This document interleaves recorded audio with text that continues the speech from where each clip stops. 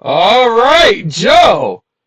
We got the legendary Cynthia Rothrock in the house. Give me that countdown. In 5, 4, 3, 2, 1.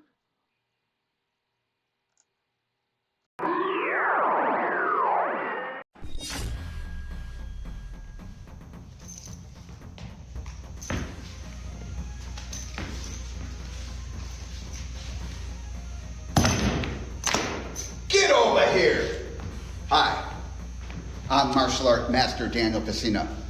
You know me as the original Johnny Cage, Scorpion, Sub-Zero, Reptile, and Smoke. You are tuning in to NerdCage Live on YouTube, Twitter, Twitch. Don't miss an episode or you'll get caged. So let's finish him. This is Anthony Marquez, better known as Kung Lao for Mortal Kombat. Make sure to like and subscribe to NerdCage Live. Be there. Us. Hey everybody, this is Dave Niebor from Dog Eat Dog, and you're watching NerdCage Live. So like, share, and subscribe to this channel. These are great guys doing what they love to do.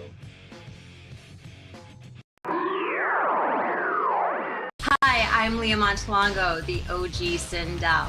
Please like, subscribe to NerdCage Live. This is Ernie C. from Body Count. You're tuned in to NerdCage. Can you like and subscribe?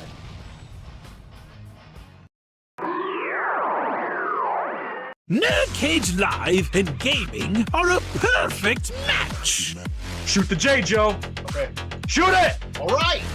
Over on NerdCage Live on Twitch, Jay and Joe go live. Call me Bazooka Joe. It's all about you. Kaboom!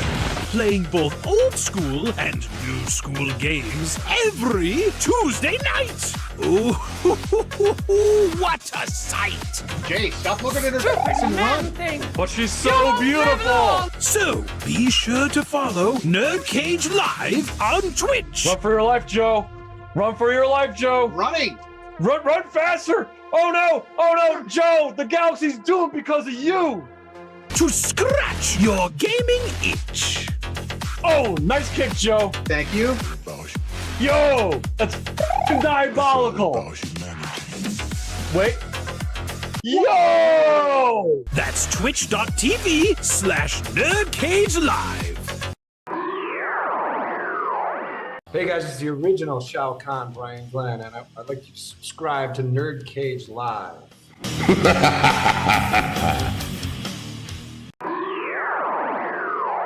Hey, what's up, everyone? This is Doc Coyle, the man from Bad Wolves and God Forbid. I wanted to let you know right now, please subscribe to NerdCage Live. Greetings, imagination connoisseurs. This is Robert Meyer Burnett, and I'm telling you to go get in the cage, the NerdCage Live, and you watch, you like, you subscribe. And you come back and you hear some cogent discourse about all things nerdy. NerdCage Live, do it.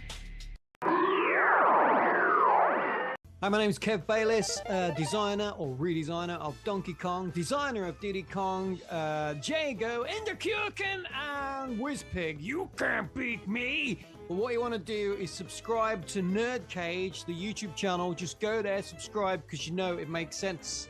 And that's that. Hi, Heather the Heart here. Make sure you like, subscribe, follow NerdCage Live.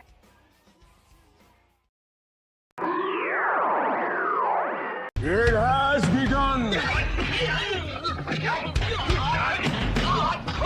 If what you say is true, the Shaolin And the NerdCage could be dangerous.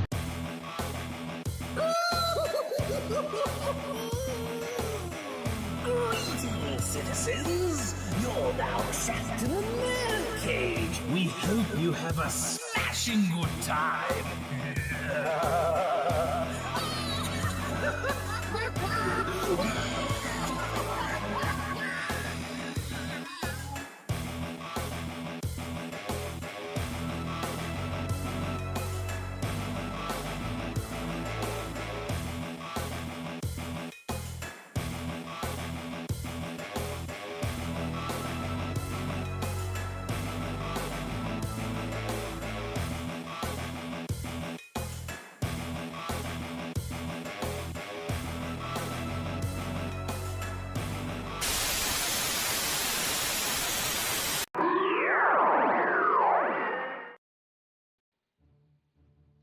You're now about to witness the strength of geek knowledge. Hello, welcome. That's right. Once again, you are trapped in Nerd Cage Live.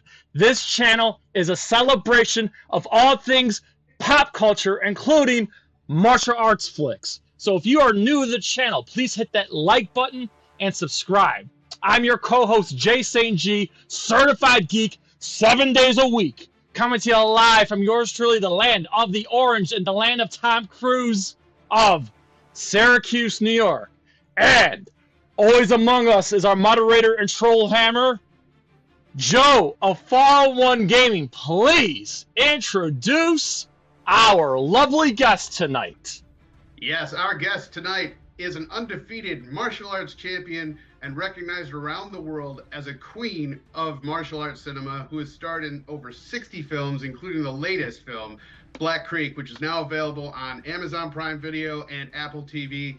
Ladies and gentlemen of NerdCage Nation, it's an honor to welcome the beautiful Cynthia Rothrock. How are you doing? I'm doing great. How are you? Great. We are awesome. Again, this is very, very exciting. So everybody in the chat, so if you have your questions for Miss Rothrock, we'll try to handle them the best we can. We're not making any promises, but we will try. Speaking of the chat, Joe, who do we got here tonight? Tonight in the chat, we have Daniel Quinn. We have The Dive with Charles Sherrod Jr. and Total MK. All right, everybody, don't be shy. We're going to try our very best here. So, let's just get right into it. As Joe just mentioned, Miss Rothrock has a brand new film out. Just came out 2 days ago on VOD. Black Creek. So let's get into it. Miss Rothrock, I noticed that you pretty much handled everything here. You did the screenplay, you produced, you casted, you did wardrobe. You obviously were the lead star. So please tell us how Black Creek came to be and why. Why did you go the Western route? We'd love to know. Well, I didn't do it by myself. I had a little bit of help with my, I have a couple partners, Robert Clancy and James Marlowe.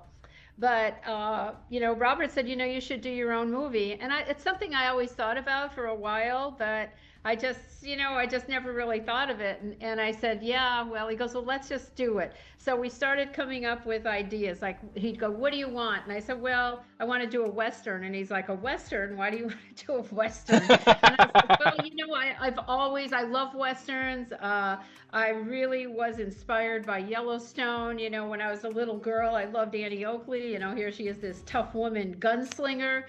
And, you know, when you Google it now, there's really not too many women gunslingers modern day. You know, if you Google it, Selma Hayek came up, and I said, oh, okay, all right, let's do that. And then it was like, well, what's the premise? Revenge, and who gets killed, and what happens? So it started from there, and we hired a writer. So the three of us wrote the script together. And the great thing about this film is then the question is, every time someone wants to do a movie, okay, where are we going to get the money, you know, to shoot it? And we raised the money on Kickstarter and Indiegogo, and we became like the second highest funded action picture in the history of Kickstarter, which was awesome because I had a lot of people saying, oh, you know, you're not going to make it, you know, it's going to be an embarrassment. And, you know, like some of my male peers, you know, they're like, why do you think you'll do it? Because they didn't do it, and they have like 5 million followers. And I was at an event, and someone said to me, well, you're Cynthia Rothrock, you're not them. And I went, you know, let's go for it. And within the first 2 days, we raised our goal, you know, well, it was our first goal. And we actually funded this film through crowd fundraising. So I feel that it's not just my film, it's all our backers' film. We had about like 500 backers, you know, that backed this film, and a lot of the backers played parts in the movie. That they did a phenomenal job. So it was a team, all of us together with so much love, so much support. I had so many favors, so many people did favors for me that it was just blessed. And, you know, for a little independent picture with a small budget, I only had 14 days to shoot it.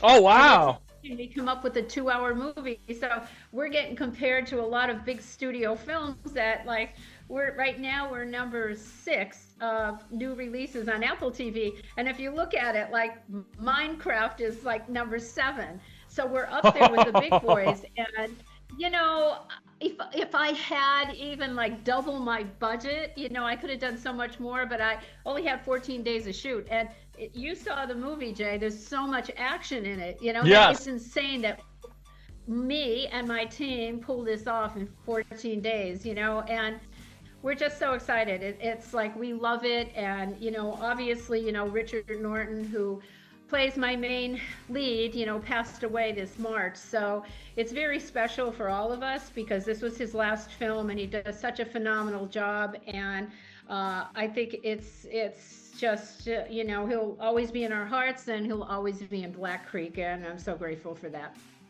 Yeah, he was absolutely the show stealer. He played, I know you've worked with him, I don't know, countless times in the past, but man, was he a great bad guy in this movie. Like, I just miss the days of like when bad guys were bad guys. Like you know, you just want the bad guys to get it at the end, you know, because you know nowadays I'm just sick of this. Oh, let's sympathize for the bad guy. No. I like to hate the bad guy, and you know, God rest his soul, but Richard Norton, he just played a very villainous and despicable bad guy. I loved it, and that was so great. That what a performance from him. I mean, that's definitely a performance of a lifetime. What's funny is that when I sent Richard the script, he was deciding he didn't know if he wanted to be the bad guy. He was saying, well, I'll be this other character, right? And I said, no, I envisioned him as exactly what he did, you know? And when he came to the screening, we had our first screening in Beverly Hills, he loved it. He, you know, I told him, I said, see, you should have trusted me because I knew you would pull this off like so well. And it's so funny because in Black Creek, I think everybody from the top actors to the extras just did such a phenomenal job. I'm so proud of everybody. Yes, and also another thing I really loved about the film too, and I don't want to spoil too much because I want people to see it again. It's available on video on demand, Apple TV, Prime Video, Fandango. You can rent it, you can purchase it. I absolutely loved seeing you fight with the pitchfork. Well, there's a funny story behind that. Yeah, go for it.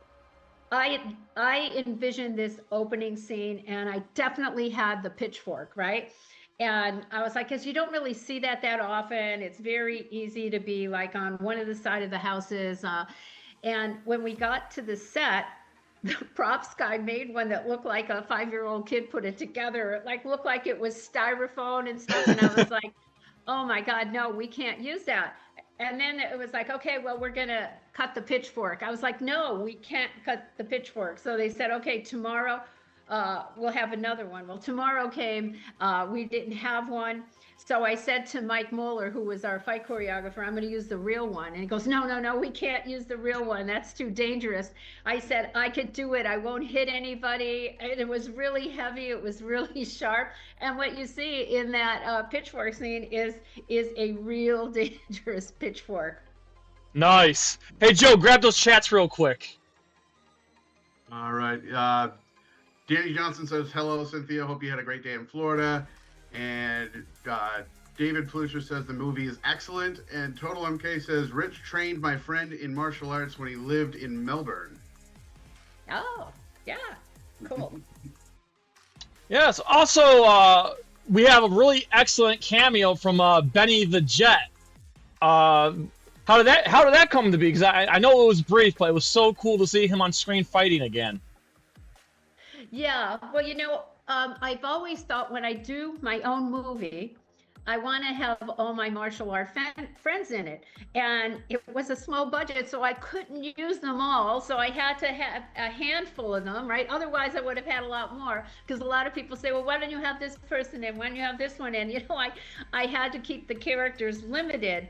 But I always wanted, I thought, oh, Benny the Jet and Keith Vitale, they're former fighting champions. I said, it would be so awesome to have them fight together. And I called them both up and they were both happy to do it. And I just love it. I get so excited because people that were back in that day when the two of them were competing, they were both real live fighters and the toughest there was. And it's such a thrill, to see the two of them together in the one scene. So that was like how I envisioned that, is to have these two guys fight each other. Excellent. And without spoiling too much, what would you say are some of the highlights or favorite scenes that you filmed in the movie? The what? What were some of your favorite scenes that you filmed in the movie? In the movie? Yeah, what were your favorite scenes? Oh, I love the ending. Yes. I love the ending so much. I guess a lot of people know from the trailer, the big showdown is with Richard Norton. And I just loved it because, like you said before, I've done so many movies with Richard, and I knew we were going to have a really hard, drag-out fight, and we're hitting pretty hard and we're fighting hard, and that's what I loved of Richard, is that we could put together such a realistic, brutal fight scene, so that obviously is one of my favorite. I have so many. I mean, I don't want to say it because I don't want to spoil it for people, to see it. One of the things that I think is so great too, that, so many people on Facebook are telling me they're watching it multiple times. And like someone just said, how many times can I watch it in 48 hours? That's what I'm going to say, and that is like, it makes me so happy, and it's such a blessing because I, for one, don't watch a movie twice. I know some other people do, but people are like, I'm watching it again and I'm watching it again. And I love that, because what we tried to do is keep it not boring, like when you see a movie and then you see the town for like 2 minutes and you see this, where movies are just wasting shots just to get the time on the movie, and we kept everything as much as I could moving, that we said if you got up to go to the bathroom, you probably missed something really important. Yes, and I also want to point out too, again, I don't want to spoil too much, but I don't want to spoil anything, but I'm just going to say this. I love how you incorporated your signature move. That's all I'm going to say. I'm not going to say no more. But if you know anything about Miss Rothrock, your signature move, and I think is the best I've ever seen you do it. I'll leave it at that. Yeah, I had to do that move because, I created that move. Yep. And I had to do it in a different way. So we were, Mike Muller and I, we were talking about it and said, yeah, let's do this, and there's so many, if you look at it, there's so many little Easter eggs that go into that talk about that it's very interesting to see if people really pick it up. As you could see on my belt buckle, what do you think is on my belt buckle? A scorpion. Yes. Yes. And of course the again, I don't want to spoil too much, but the healing scene as well. So yes. Again, I don't want to spoil too much. Joe, there's actually a good question in the chat. I guess this is the perfect way to segue. Yes. Now, Daniel Quinn asked, is Black Creek going to be available for rent on YouTube Movies? You know what? This is my first movie, and I'm learning as everybody else is. And right now, I know that it's gonna be streaming. And then I know it will be available for DVD release, like down the road. Right now, we're in the U.S., we're in Canada, we're in Australia, and we're in where else are we? The U.K. And I think right now, I know we have sales in Latin America and Mexico, but now we're working through like the subtitles or possibly dubbing in different languages. So I think a lot of the English languages are coming out first, but DVD will be available. Not sure like what platforms, but I think right now you can get it on demand on YouTube as well. Yes, like I said, I watched it on Amazon Prime Video. It's available on Prime Video for those who have Amazon Prime Video. It's also on Apple TV, and I also saw, according to Google, it's also available on Fandango to rent as well. So that's how you can watch it, guys. It's on VOD right now. So by all means, please check out Black Creek. I had a blast watching it. Martial arts cinema meets the Old West with Cynthia, and of course Richard Norton's last ever performance, and he does a performance of a lifetime. Please watch this movie. And you know what else is also exciting is that, yes. you know, I wanted to do something different. I don't want to do the same old, so I wanted to incorporate Western with action. You know, when you see a little bit of action in some of the Westerns, but it's the typical brawl or 1-2 fight, I wanted everybody to do action. And also, you know, going into that Western world. And True West magazine, which is the largest Western magazine in the world, said that Black Creek for 2025 was the best streaming Western. So I'm excited about that, because not only does it appeal to action people, but also it appeals to people that love Westerns as well. Yeah, and before we segue out of Black Creek, I just want to point out, I want to say myself too, is that it's pretty cool seeing in this day and age, we're starting to see Westerns make a comeback. I know Kevin Costner just did an amazing 2-part Western film that's on streaming right now. You know, I was a huge fan of Django Unchained from Quentin Tarantino. 310 to Yuma, even though that was like 15 years ago. But I'm saying that, you know, it was cool to see this Western, your take on the Western genre. So again, Black Creek, check that out. I tell you what, like we shot it in Mescal, at the Mescal Ranch in Benson, Arizona, and a lot of iconic Westerns were shot there. And oh wow! When you see the scene where Don Wilson and Marcus Taylor come into the room to get my sister, that room is where Doc Holliday's bedroom was in Tombstone. Oh shit! That's awesome. Yeah, I was wondering where you were filming it. That's cool that it's filmed it in Arizona. I mean, it's only appropriate too. So that's awesome. Awesome. And then we built the corral that you see, and Mescal Ranch, they liked it so much they're keeping that as part of their set. So now if anybody shoots a movie there, they could be shooting from the Black Creek Corral. And I think an idea like this is pretty groundbreaking, considering we don't usually see martial arts incorporated with a Western. You know, that West meets East. I think the last time I saw something like that was actually a comedy. It was, you know, Shanghai Noon and, you know, Jackie Chan and all that. So to have a serious film with martial arts incorporated in a Western is very groundbreaking, in my opinion. All right, I guess my last Miss Rothrock, my last question on Black Creek: will there be a sequel?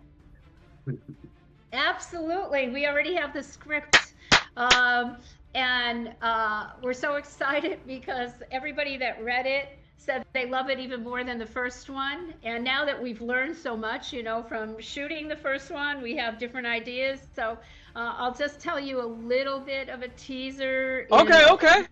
My favorite type of movies is horror movies. So we're going to incorporate a little bit in that. So now I'm going to go into the Western, the martial arts, and a little bit of horror. So I'd love to break into that genre as well. Okay. Joe, you know what it makes me think of? Red Dead Redemption with the zombies. Sorry, video game reference, I had to. All right. Well, again, everybody needs to check out Black Creek. Again, available on streaming platforms. I'll just repeat myself again. Prime Video, Apple TV, Fandango. Hopefully we'll get more streaming distributors soon. But it's available now. Just came out 2 days ago. Highly recommend. Again, great throwback to the Old West and martial arts cinema. All right. So, Miss Rothrock, since this is your first time on our show, so let's go back all the way to the very, very beginning, early in your career. So I have to ask, what got you into martial arts in the first place? Well, I was 13 years old, and I was always, even since I was a little kid, an out-of-the-box kid. I always liked to do something that was different and unusual. And my friend's parents owned a health club, and they were studying Tung Sido, karate. This is back in the late 70s, so people didn't even know what that was. There were very few karate schools, very few women studying the art. And they would come in, my friend and I would go and we would practice cartwheels and flips like on Sunday when the exercise room was closed, and they would clean the equipment. And then they came in, her parents, with their karate uniforms on, and they started doing basic Form 1. And I was like, wow, what is that? That looks awesome, right? And they're like, yeah, we're learning how to defend ourselves with your hands and feet. And I thought, wow, what a concept. So I went home and I told my mom, who has always been supportive of all my crazy things I wanted to do, that I wanted to learn, you know, karate. And she had no idea what it was, but she was like, okay.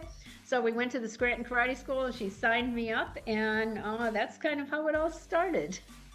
Excellent. Now I have to ask here, so about a year ago, our dear friend, Sifu Kenneth Edwards, people may know him as Art Lean from the Mortal Kombat movie. He's the owner of Shantung Kung Fu in Pasadena, California. I told him that you were coming on, and he told me that that he and you had the same teacher, Grandmaster Shem Luing in New York City, correct? Absolutely, yes. I was competing a lot, and I was in New York City at a tournament, and I saw this guy, Benson Lee, performing a double-headed spear form, and I went nuts. I was like, I love that. I have to learn that. And he told me he studied with Grandmaster Shem Leong in New York, and that was about 2.5 hours away from my house. So I drove up one day, and I told Master Shem that I wanted to study, and so for 3 years, every single Sunday, I would drive up, I would train. He would take us afterwards to Chinatown to have dinner and watch a movie. And that's where I first became involved in movies. It was the first movie I ever saw was Snake and the Eagle's Shadow by Jackie Chan. Yes, Jackie Chan, yes, I love that movie. I know, I loved it. And I went home and I started practicing the moves. Whoever would have thought that I would end up in Hong Kong, you know, meeting Jackie and doing Hong Kong movies. But oh, that's so cool. I was just enamored with the Hong Kong filming. Yes, and so that's why I want to get to. So I know you were a martial arts champion for about 5 years or so, undefeated. How did you actually transition into Hong Kong? So like, how did you get into the movies and stuff? Well, that was kind of I guess like serendipity that happened. I always think that my path was laid out for me and I just had to follow it. I was on the West Coast demonstration team. I have since moved out to California because I wanted to compete in some of the tournaments there. I wanted to study under Roger Tung, who was studying Wushu, which really nobody knew what that art was about back at that time. So I moved out there, and I was staying with some friends from the West Coast demonstration team, Grandmaster Ernie Reyes. And since I lived next door to them, I was going to be there for a month. They said, well, why don't you start training? And then they said, why don't you be on the team? And I told my mom, I called my mom, I said, I'm not coming back. I'm staying in California.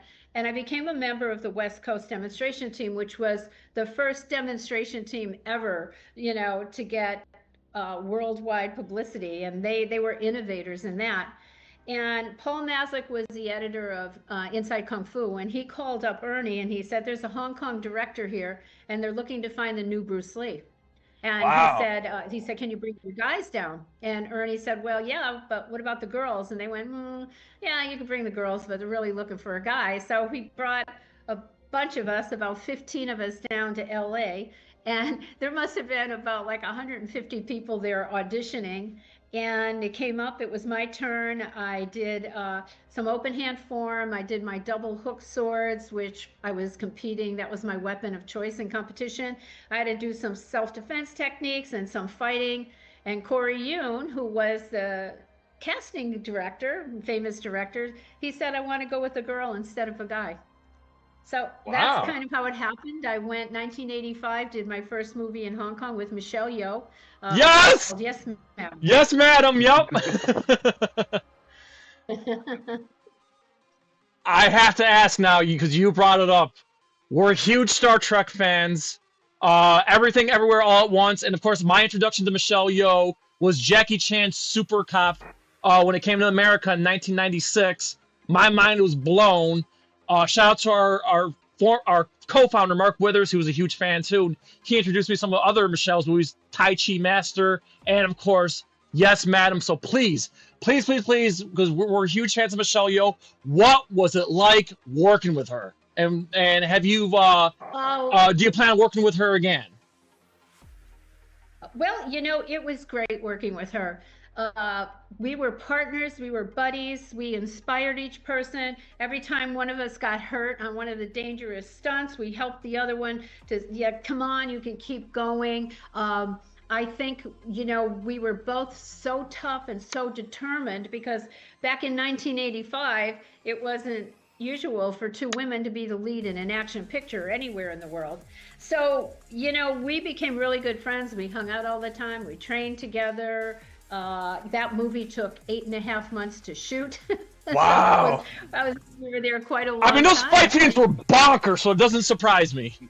Yeah, I mean, just the ending of that movie was 1 month. When you think about it, that was 8.5 months. So you look at something like Black Creek, I shot that in 14 days. So, can you imagine if you have 8.5 months to shoot a movie? That's heaven.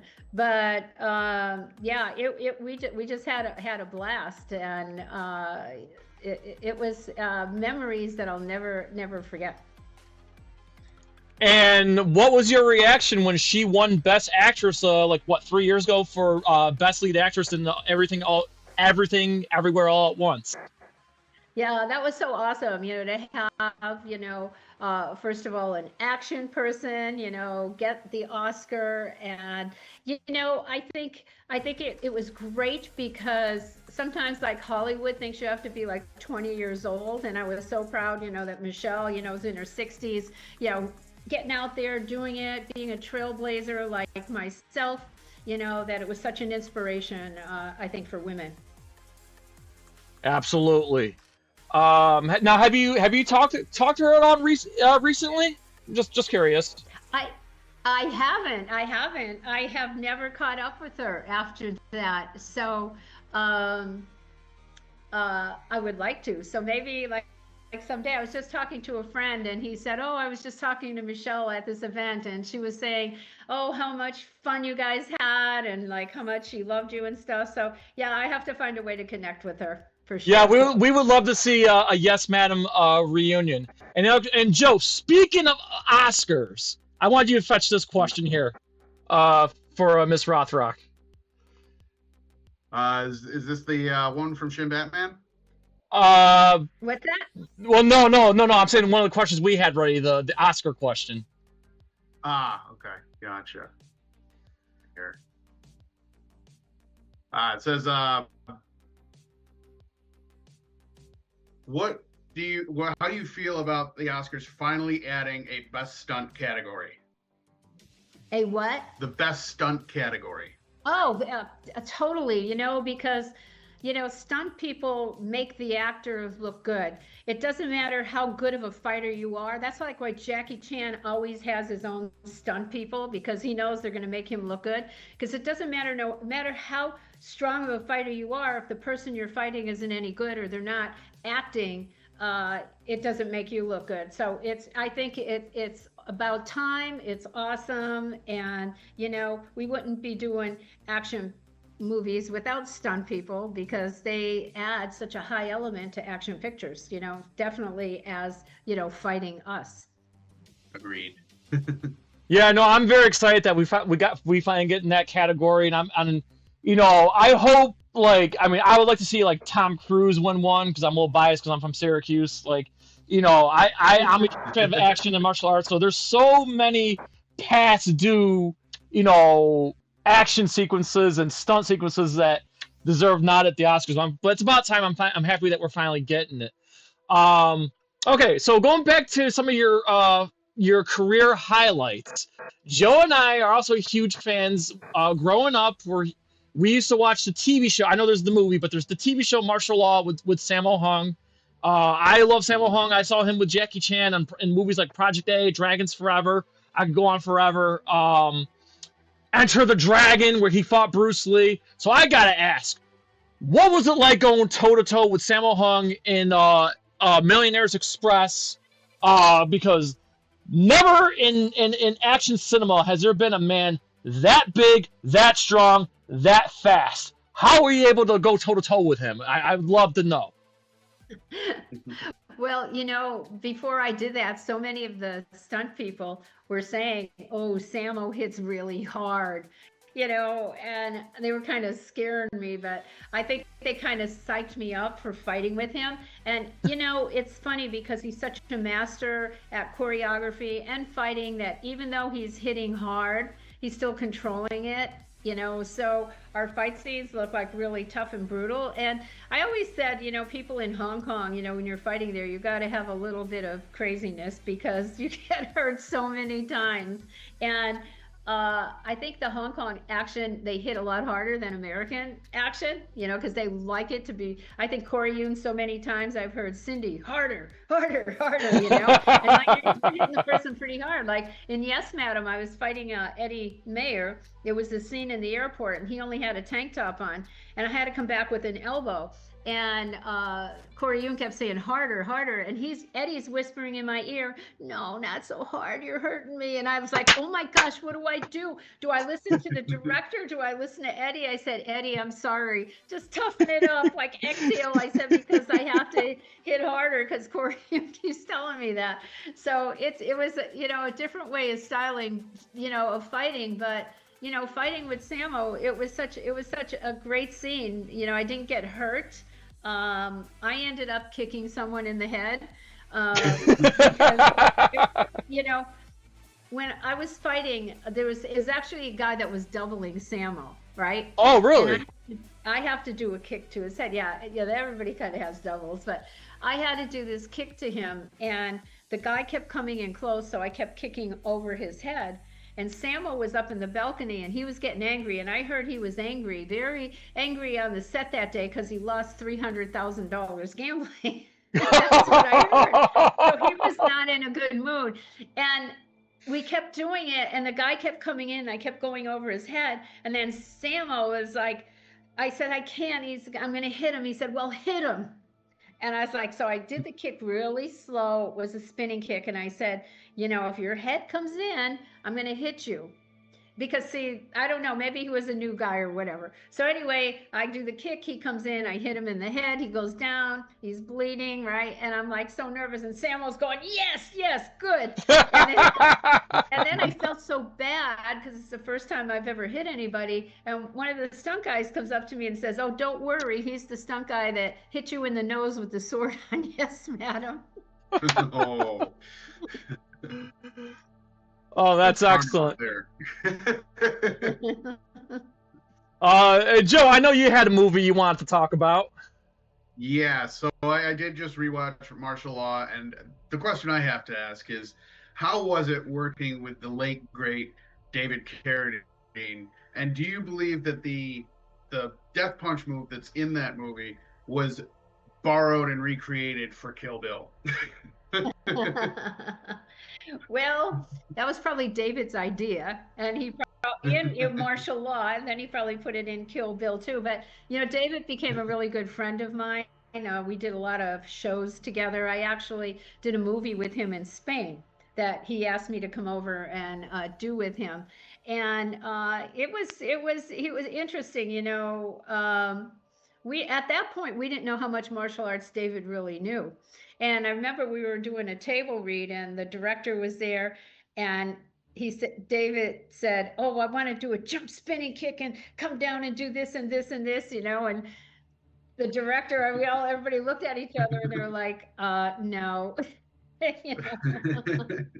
But yeah, that was so much fun. At that time is when I first met him. I didn't know him, but as I got to know him later on, he just had the greatest stories. He was such a great storyteller. That's awesome. Yeah, he's definitely a legend. He's definitely missed. Hey Joe, there's some questions in the chat. Just want to field some of these questions here before we, you know. Yes. Yep. Let's see. One here from Daniel Quinn. He says, "Were you tied down and forced to hold a standing split for over an hour on one of those Hong Kong films?" Yes, I was. This was Cynthia trying to be tough. Like we did this stunt where I have a stick and I do an aerial and I land on the wall in a split and then I do a uppercut strike. And as we were doing it, we had to shoot it in pieces because obviously you can't do an aerial and get stuck on the wall, right? So what they did is I did the aerial on the stick and I kicked my foot on the wall and came back. Then they put a little ledge on the wall and I put my foot on the ledge and my other foot came over my head. They wired me in the waist and made 2 little holes in the wall. So on action, I kicked my leg up and they pulled the wire and I'm flat on the wall. I'm completely stuck on the wall. So then they said, okay, we got to, change the camera for this. They said, do you want to come down or could you stay up there? And I can stay up there, Oh my God, I was up there for quite a long time and just trying to be tough and say, hey, yeah, I can do this. And I couldn't walk well for 3 days after that. That's amazing. You know what? There's another question in the chat, Joe. Someone in the chat stole my question, so go ahead. Joe, get that one from Shin Batman 84. All right. He said, would you ever work with Yuen Bio again? You were both great in righting wrongs. I would love to get Yuen Bio in Black Creek too. That'd be amazing. It would be so awesome. I'm definitely going to try. But, so many people ask me who was your best person to fight with, right? And Yuen Bio has to be it because our timing was very similar to each other. And we did, if you look at righting wrongs, very complicated fight moves. And they were just so easy doing it with him. His timing was so good. And I think as far as anybody goes, our timing was very in sync with each other. So I loved fighting with him. And yes, I would definitely love to have him in Black Creek too.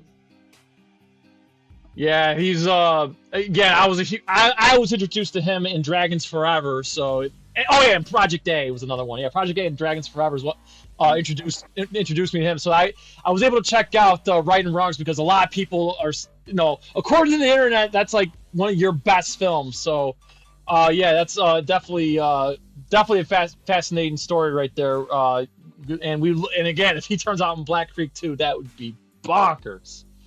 All right. Let's see here. I'm sorry. I'm just scrolling through everything here. Now looking back through your again very storied career, but besides Black Creek, what would be some of your what are your highlights? What films do you look back that you're most proud of, honestly? Well, pick any of the Hong Kong movies for fighting. I really love Lady Reporter for the fights in that. And, it's interesting because you look at Yes, Madam, Righting Wrongs, Lady Reporter. Those movies are 30, 40 years old, right? And you look at them today, they still hold up. Their fight scenes are still awesome and epic. And I love the Hong Kong action. So I would say out of all those, I love the fighting the best in Lady Reporter. It was the most challenging, the most difficult. I thought they were going to kill me on it, but the fight scene just came out so well. So I'd say one of those for fighting. I'd say for other than the fighting on my American movies, I would say probably Sworn to Justice is my favorite because nice. That was the first time I really got to have a really good acting part, to play something different. And I was a psychologist, so I had to learn all these terms. I got to work with Brad Dourif. Exercises over weightlifting. Cardio. I do hot